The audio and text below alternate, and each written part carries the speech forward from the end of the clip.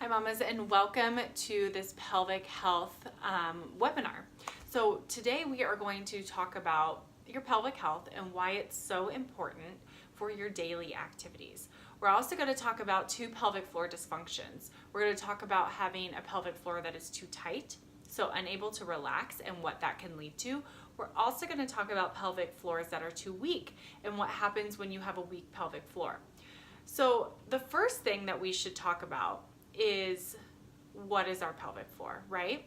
So our pelvic floor is a group of muscles that's responsible for holding in your organs, for helping with urinary and bowel continence, and helping with sexual function as well. So if we have any issues with our pelvic floor muscles, all of those areas can be affected.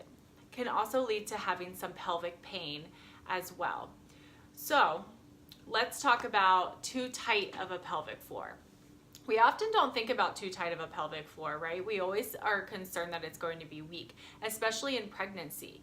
We're told over and over and over again that we should be doing Kegels to help strengthen our pelvic floor. However, Kegels are not appropriate for everybody. You need to know your own pelvic floor function, right? So if you're doing Kegels over and over and over again and you have a pelvic floor that's too tight, then you're just adding more stress to this already wound up pelvic floor. So your pelvic floor can be tight for a few different reasons, and some of those can be the inappropriate use of Kegels. They can also be too tight if you've had any previous birth trauma or if you have had any sexual trauma. So it kind of works as a way to help protect you, and it's holding on to some tension because that was the area that was most affected. Also, if you're holding your bladder a lot, when you need to go to the restroom or on long car rides or during work, using that muscle to consistently hold your urine in can also lead to a tight pelvic floor.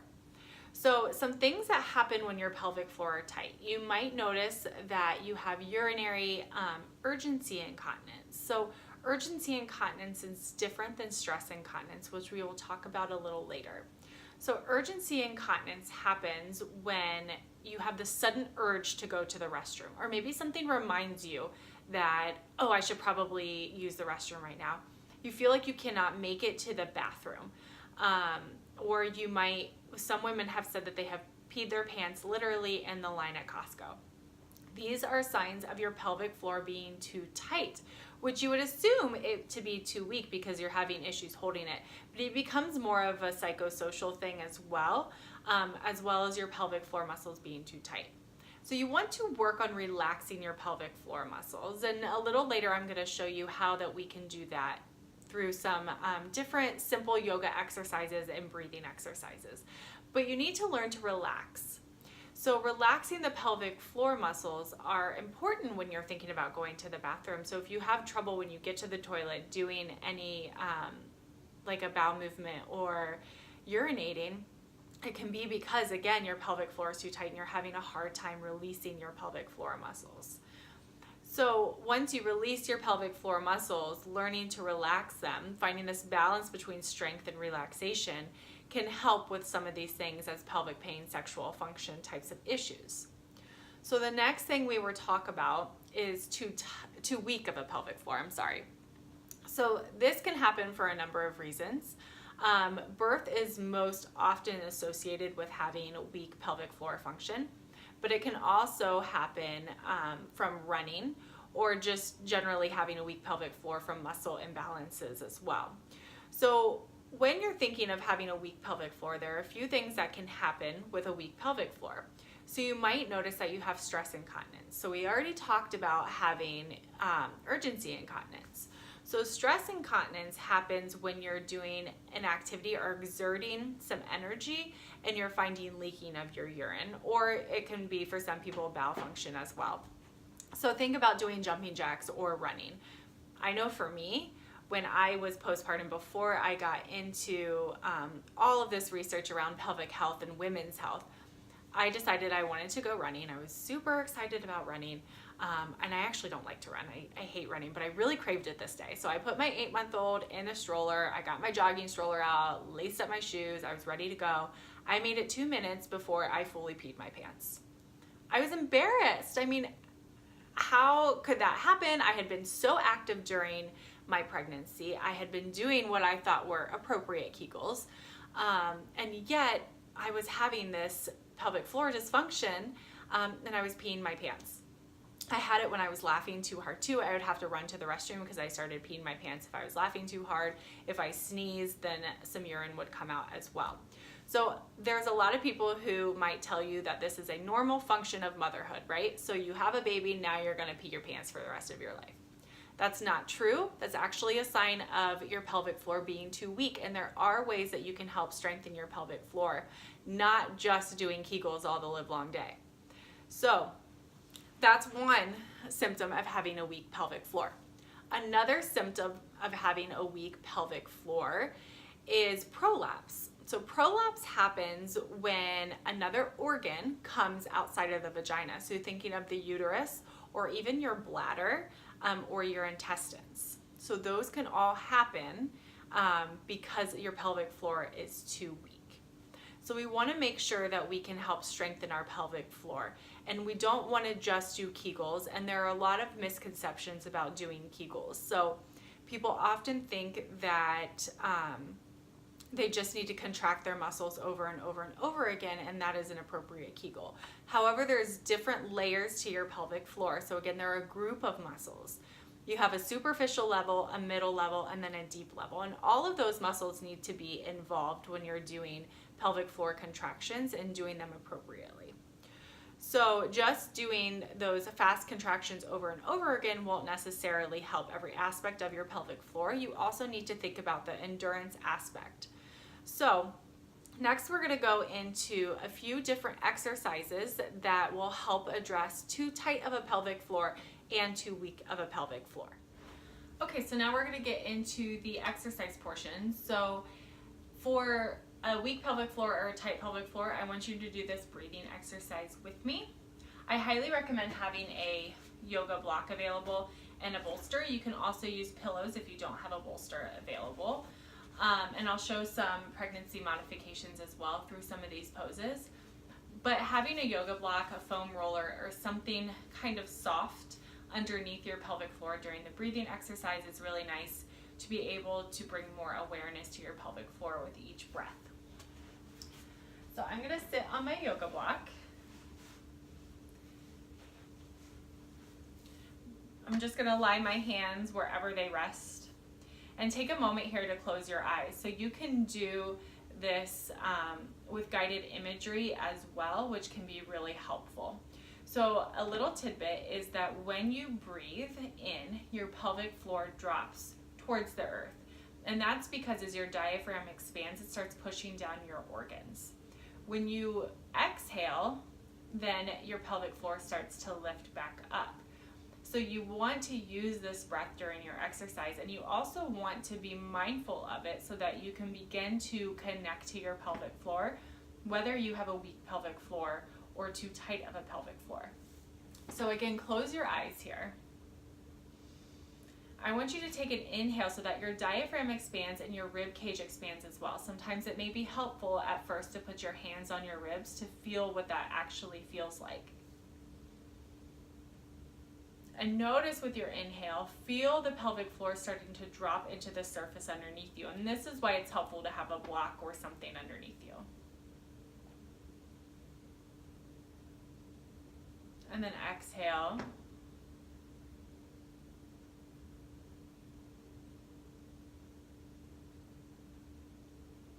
So again, if it's hard for you to kind of feel what's happening in that region, because it is very subtle, you can use your guided imagery to help. So again, imagining that pelvic floor dropping towards the earth as you inhale.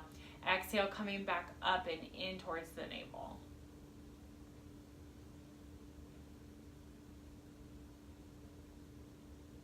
And spending a few more breaths just like that.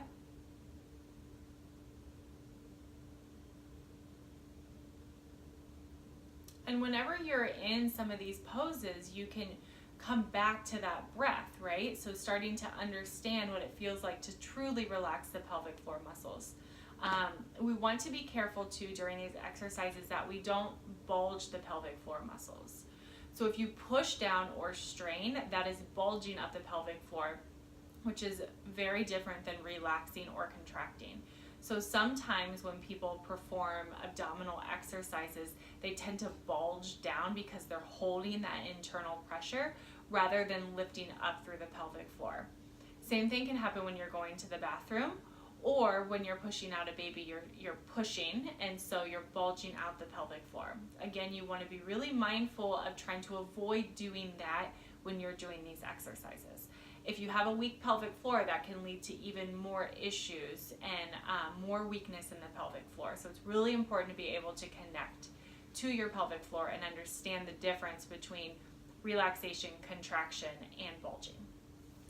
So now we're going to get into some exercises that are going to be used if you have too tight of a pelvic floor. So what we're going to do first is we're going to use our bolster and our blocks. So we're going to come down with the bolster right behind us. And this is where I was talking, if you are pregnant, you can put your bolster on a block so that they are elevated, or the surface like a chair behind you and come back, because you don't want to lie all the way flat when you're pregnant, especially if you're in the second trimester, as it can press on a major vein. So what we're going to do is you're going to put the soles of your feet together and you're going to lie back on your bolster. Now from here, you're going to take your blocks and place them under your knees. Again, if you don't have blocks, you can use a pillow. But using blocks or having something to support your knees really allows the pelvic floor muscles to lengthen and to stretch without trying to hold that position. You can get more of a relaxation in your hips as well. So then starting connecting again to that pelvic floor breath.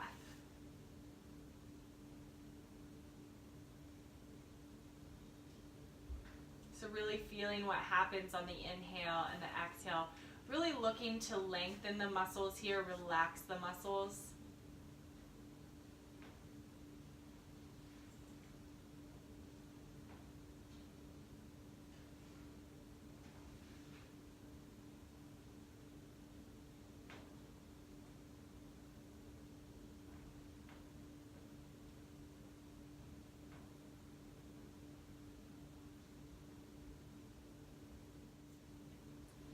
And then rolling onto your side before you get back up to protect your abdominal muscles. And then the next one we are going to do, we're going to stand up and we're going to use our blocks. So from here, your legs are going to be wide. They don't have to be as wide as mine, but just wide enough, and we're going to come forward, folding forward. So if you're unable to reach the ground with your hands, then you're going to use the yoga block. And just staying in this position, so we're staying in these positions a little longer than we would during a flow sequence to really allow the muscles to lengthen and again open up.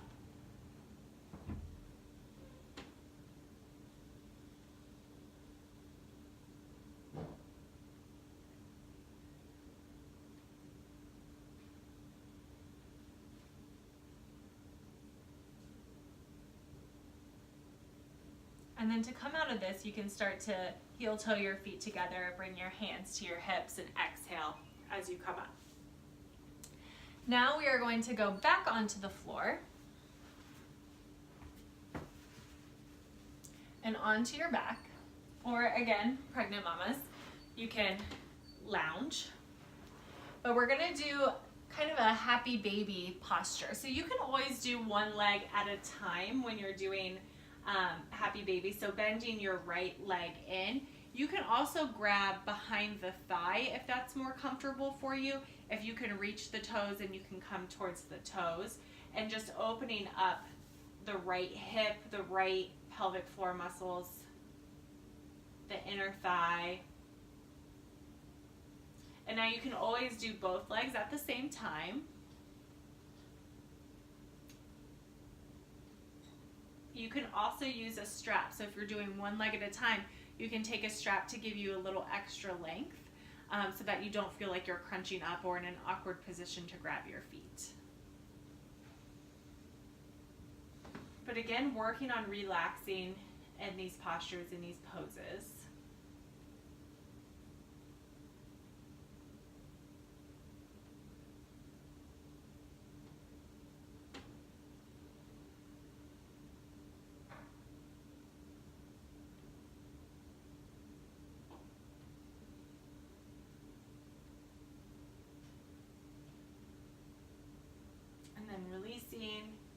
again, rolling onto your side and coming back up.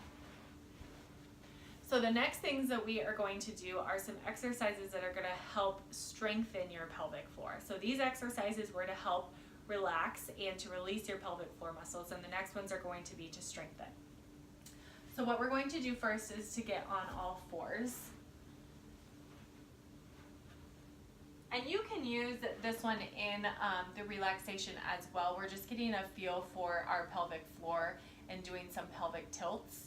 And we're using kind of that contraction and relaxation as well. So from here, I really want you to push the tops of your feet into the floor underneath you, engaging your abdominals. And then you're going to inhale, you're going to drop your belly towards the earth. As you exhale, you're going to pull up through the pelvic floor, through your low abdominals around the spine. Inhale, drop the belly towards the earth.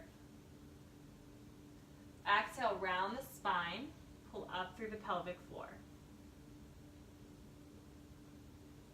So keep going at your own pace here. Sometimes going slower can really help you connect to each region.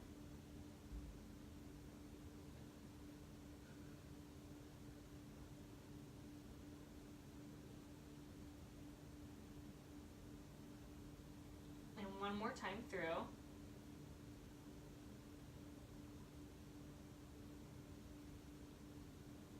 And then releasing. So we're going to come on down to the floor. You're going to grab a yoga block. If you don't have a block, you can grab a small ball as well. If your kids have those just lying around.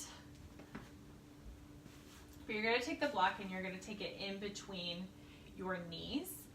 You're pressing the feet into the ground underneath you, and you're pressing through the heels, and almost like you're pulling the heels up towards the glutes, but they're not going to move, to engage your hamstrings. And then you're going to start to peel your hips up.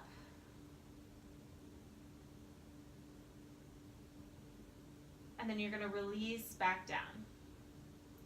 So really squeezing that block as you come up. Inhaling back down. Exhale up and squeeze. Inhaling down.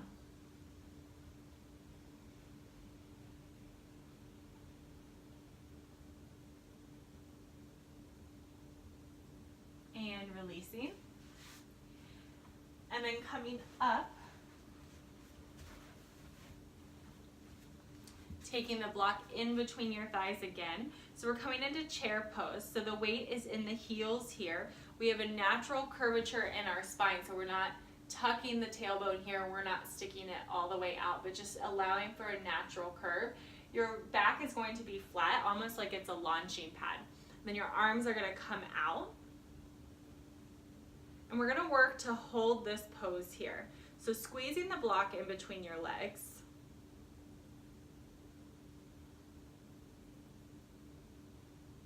Engaging through that pelvic floor, engaging through your low abdominals.